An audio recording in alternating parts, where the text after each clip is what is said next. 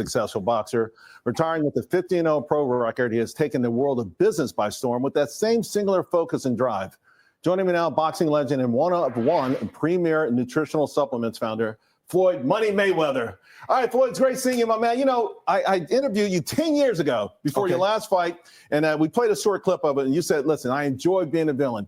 Here's the thing. You crafted a persona, and you used it for success in the ring. You've used it for success out of the ring, and I saw this interview in Forbes where you talked about the things that it takes to be successful, and it's still working for you.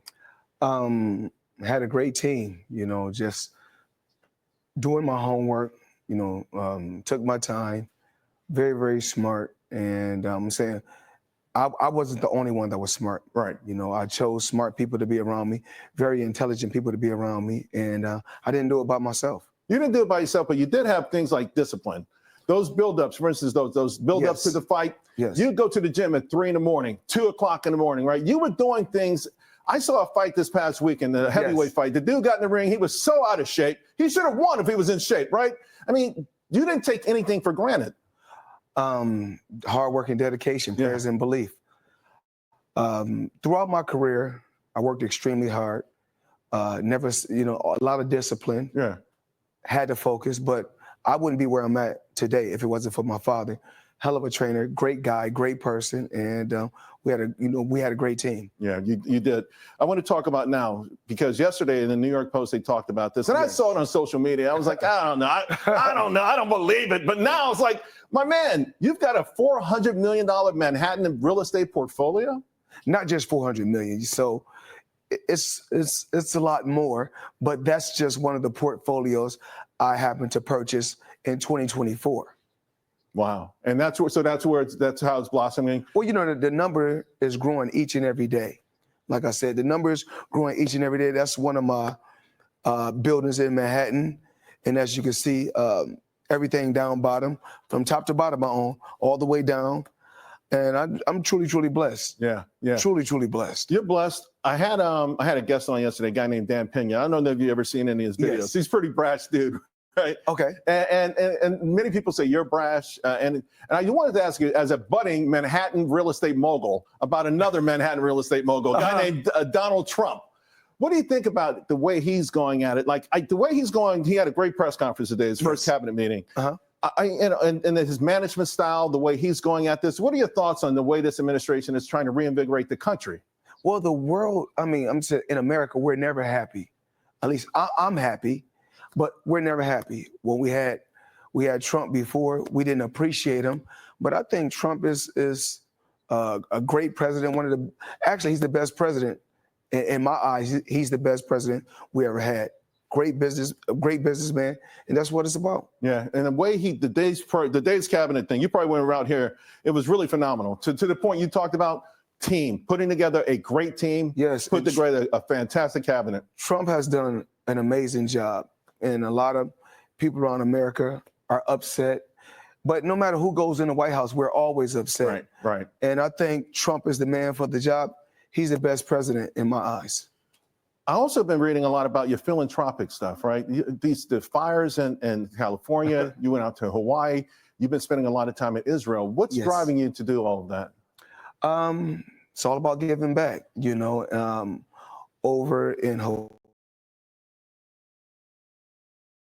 So y'all know Floyd can't read. I don't know if that has anything to do with him liking Trump, but Slim, you seem to be a diehard Trump supporter. What do you think about Floyd Mayweather's support for Trump? You muted, Slim. Yeah, he's absolutely correct, man. And you know, that's what people go to anytime, you know, because 50 trolled him with that. Can't read, but I'm gonna tell you like this, man. When you forming a team and people play their role, there's no telling what you can accomplish. I'm a prime example of that.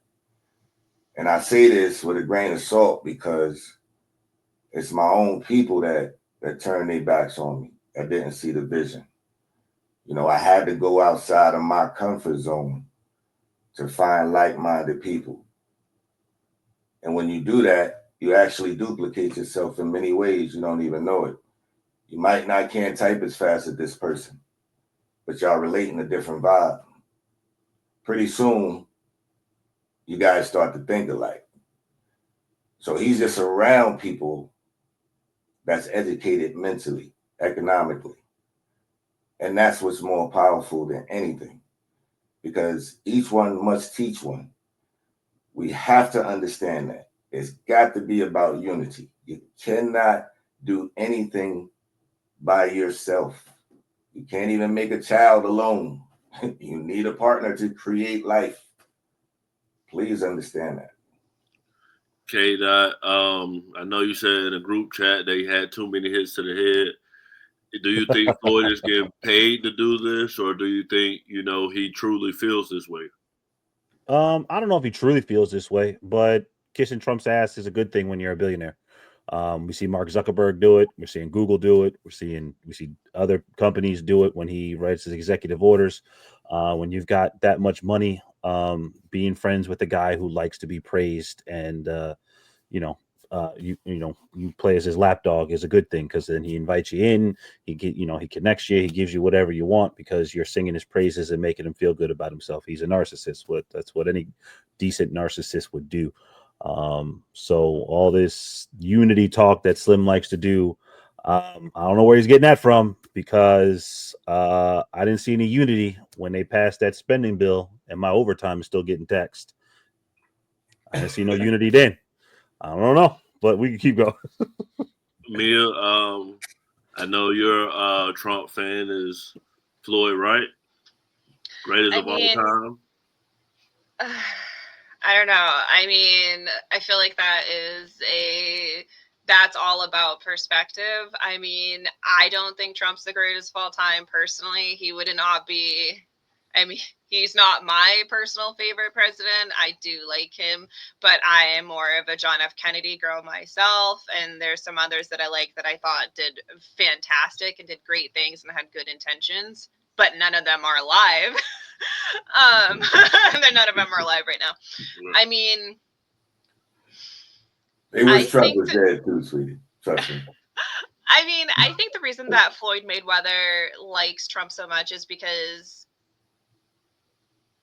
it's from what Floyd was saying, talking about how his dad impacted him and whatnot. Clearly, Floyd comes from an authoritative father figure in his life. So I think it's more psychological than anything like that. Trump presents as extremely authoritative. He presents as extremely strong, and he's an older male figure. So I think a lot of men kind of gravitates towards liking Trump because that's what they're familiar with, because their fathers were authoritative. Most of us have no problem with Trump. A lot of people have problems with him, but I find that they didn't come from an authoritative home where what parents said went and they left no room for discretion. And a lot of people are bothered by that. But I think a lot of men, including Floyd Mayweather, that have to be authoritative in their job, with their families, and just in life, appreciate that about Trump way more than they would have appreciated that from somebody else. They don't take offense to it. So I think it's more psychological than anything else. Slim, you all about masculinity. Do you agree with Mia? Absolutely. 100%. K. Dot, were you used to authority, or is that the reason that you don't like Trump? Or how do you feel? You muted. You muted, K. Dot. Sorry, I double muted. Is the question I don't like authority, so I don't like Trump? No, we're just... Go ahead, Mia. Go ahead, explain it. No, I just think that people that grow up in authoritative homes and that are kind of used to that style, maybe especially men, gravitate towards people that appear authoritative, that appear confident, and that appear to kind of stand on business. And I feel like a lot of men like that more. I feel like if I'm authoritative, I come across as being a bitch. But if a man is authoritative, he comes across as being confident. And I feel like that is a fairly true thing with men. Would you agree? In some instances, yeah, but I wouldn't say Trump is perceived as authoritative. I don't think anyone perceives him that way. I think they perceive him as a bumbling fool who, again, if you say nice things about him, he will set you up for life. But men tend, you got your what's the term they like to use? alphas, you know what I mean? The alphas like to roll with the alphas, the internet, the whole red pill thing. I get it. I get why people in Trump's lumped in there. But yeah, I think, but what you do find is not so many authoritative men follow Trump, but there is a certain feather most of them all carry. And that feather just happens to be some sort of assault because they don't know what the word no means. All those guys seem to hang out together with Trump. But that's another conversation for another day. You know what I mean? That's what I see with Trump when I look at this group of bandits. I think Trump is because the charisma and Trump, it was a celebrity. So like the celebrity stuff, people love celebrities. He was already famous. He was known for your fire stuff. Slim, that's probably why they don't care about people getting fired, because he got famous for saying you're fired. So speaking of celebrities, Gene Hackman, an actor, and his wife and his dog were found passed away in their home. So I think they just came out and said that they think it's suspicious. What do you think that means? Well, I don't know. You're the risk taker. You think I'm talking about breaking the law? No, I'm just trying to figure out how far you want it bent. As far as you can without breaking it. In other words, don't risk an IRS audit. I don't give a damn about an audit. They just better not win. That was iconic Gene Hackman alongside Tom Cruise in the 1993 film, The Firm. It's so good if you haven't seen it. All right, we're all following this breaking news this morning that sheriff's deputies found Hackman, his wife, and their dog dead in their New Mexico home. The 95-year-old had long since retired from his storied career, which earned him 2 Academy Awards and 4 Golden Globes. CNN's Elizabeth Wagmeister is joining us now. Now, authorities, you told us earlier, don't suspect foul play. Is there any reason being given for their deaths yet this morning? There is not, Sarah. And this, of course, aside from being such a sad story, the passing of an absolute Hollywood legend, it's a really bizarre story. Gene Hackman and his wife, along with their dog, all found dead in their home in Santa Fe, New Mexico. Now, as you said, police have said that no foul play is suspected, but they have not given a cause of death. This investigation is ongoing. Gene Hackman and his wife, they were found yesterday in their home in New Mexico. Now, Gene Hackman had really stepped out of the limelight for decades. He retired from Hollywood in 2004, and he and his wife had lived a quiet, relatively private life in New Mexico since they had moved there. Now, of course, one of the greatest Hollywood screen actors of our time. And we have seen a few tributes, Francis Ford Coppola, George Takei, but of course it is very early here on the West Coast. So as people are going to be waking up in Los Angeles to this sad news, I anticipate we will see many more Hollywood tributes come. There you see the 5 Oscars that Gene Hackman was nominated for, winning 2 of them. This is even more meaningful, coming just days before the Oscars are this weekend. I anticipate that we will get a huge tribute to him at the In Memoriam. But, Sarah, back in 2011, when Gene Hackman was 81 years old, he was asked by GQ in a magazine profile how he wants to be remembered. I want to read to you what he had to say. He said, quote, "I want to be remembered, quote, as a decent actor, as someone who tried to portray what was given to them in honest fashion." Then he said with a laugh, "I don't know beyond that. I don't think about that often, to be honest. And I'm at an age where I should think about it." Now, back in the 80s, Gene Hackman sat down with CNN for an interview. And despite how great he was on screen, he actually said that he doesn't like to watch himself. Unless you were looking at some other monitor, you weren't looking at it. No, I don't like to watch. You don't like to watch yourself? Do you go to your own films? No, once in a while I'll see one, but I prefer to think of myself the way I feel, which is 23. And then Oh, vanity. I see this old man up vanity. there. I Yeah, right. see, I see. So I never watch myself. I never watch the content that we put out. I hate watching myself too. But Mia, you're the tinfoil hat person. Is this a conspiracy? I mean, it was literally him, the wife, and the dog. So what do you think? I mean, it sounds like carbon monoxide poisoning. Yeah. It's very classic. Everybody's dead.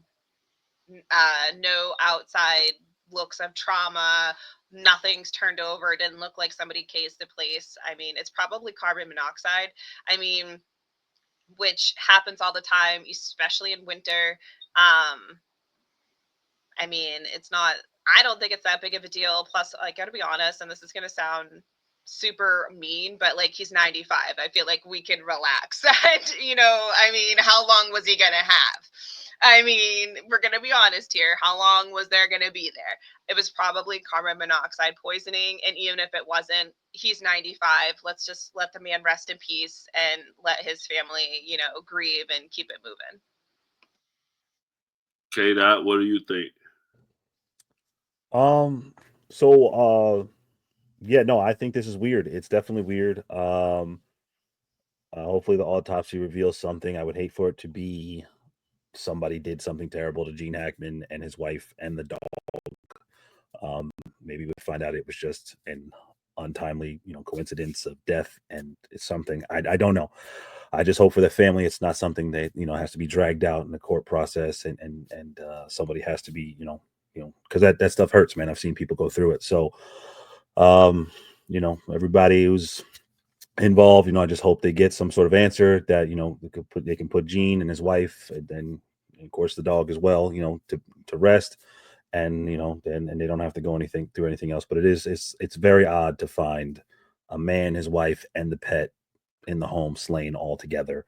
I don't know what this could have been, so I'm not going to speculate too much, but I just hope it's not something too heartbreaking, so the family can just grieve in peace, and everybody can they can find some happiness later on.